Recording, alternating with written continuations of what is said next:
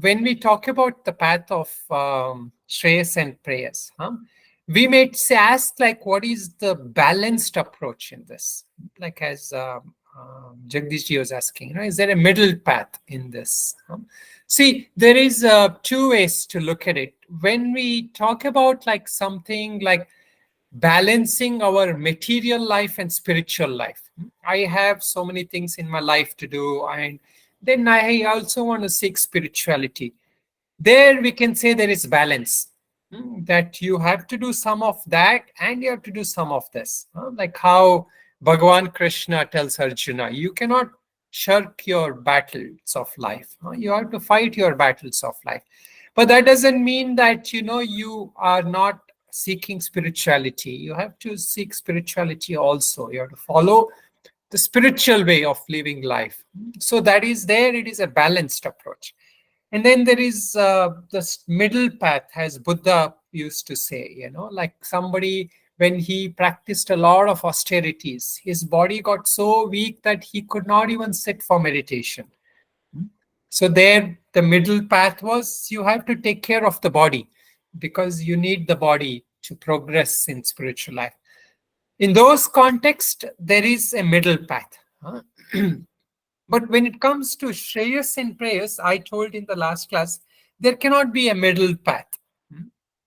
Why? Because there is two things. One is looking at Shreyas and Preyas has this path, has this thing of sadhana and phala, means and end. So there is a means to an end. What is my means to an end? So if I am a person who is seeking prayers, generally I would want at first level instant gratification, so that my means itself is based on prayers. And of course, I want also that happiness. So the end also is that. But it's also possible sometimes people will work very hard for their goals. So they will do sacrifices and all that. But the goals they're seeking is impermanent goals. Like if somebody wants to become some famous musician, sports person, they will sacrifice. Their means may be good, but their end is still not, from a spiritual perspective, the highest goal.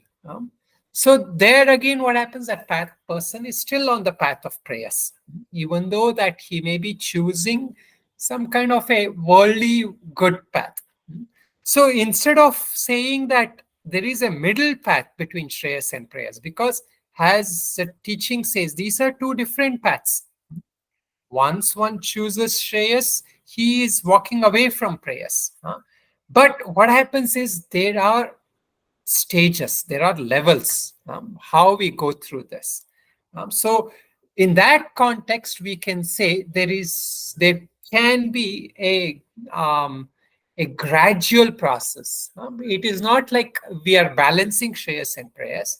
It is that we know we want to go to Shreyas, but it may take a little time. It may take a little more of a process for us. So that I try to put down some notes, and I'll see if I can. We'll do this before we do the next shloka. So now let us look at it from this perspective. So from an advanced level of prayers, somebody who is very worldly, very sense dependent, then what happens? General qualities of this person. They have addictive habits. They seek, despite their health, they'll keep indulging in this. They'll seek reckless activities. So what happens? Both means and end are prayers. They lack the complete vision of spiritual path. They are only seeking artha and kama purushartha. This next level is what I call the basic prayers. Meaning they want some good life. They want some good food, good friends, holistic entertainment, family time. They seek some success. They may even become famous. There, what happens? The vision of goal may be there, but commitment to spiritual path is lacking. Occasionally in their mind, some thought might come. Okay, I might come to the path of Shreyas, but their refuge, what they go to, in their life when under any kind of thing is prayers only. So they are mostly artha kama, but some level of dharma purushartha is there, meaning they want a little longer lived happiness. They have some sense of relative short happiness and a comparatively longer happiness. Like family is a longer happiness, having a good job, long job, that is a longer happiness. So those are the things that is based on worldly wisdom. They may have more good worldly wisdom, but not spiritual wisdom. Next comes basic Shreyas, which is people who are moving on this path of Shreyas. So they help others. In traditional India, they are the ones who help build temples.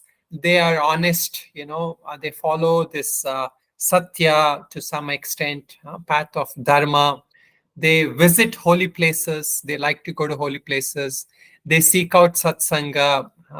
They may have worldly habits, but they may still have some habits, some kind of sensory things they enjoy and all that. But they are predominantly seeking shreyas. They have done some discrimination in life, or they have heard some truth. So what happens to them? The vision of path or may not be there. Some people may have the vision of path. Why the path? But the path may not be clear for them. Why it is not clear?